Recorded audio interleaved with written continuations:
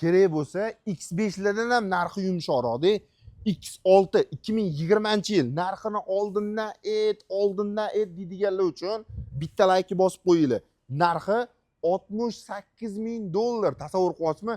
Yaxshilab so'rab surishtirib ko'ring.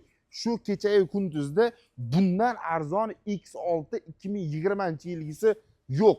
Mashinamizdagi polniy obsluga qilingan oddiy komplektatsiya emas, polniy full option desangiz ham bo'ladi. 40 ay. Xo'p, mashinamizdagi ustiga polniy qora broneplyonkalari ham urib qo'yilgan.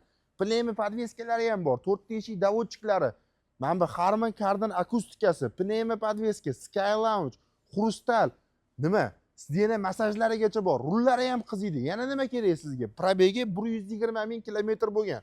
Shunga yarasha narxi bilan o'rtacha yurganlarini 80 dan tepasiga topasiz. 80 dan arzoniga topa olmaysiz. Men sizga $68,000 ga ko'ndirib qo'ydim. Bitta mana shu krilosini mana shu joyida ko'ryapsizmi?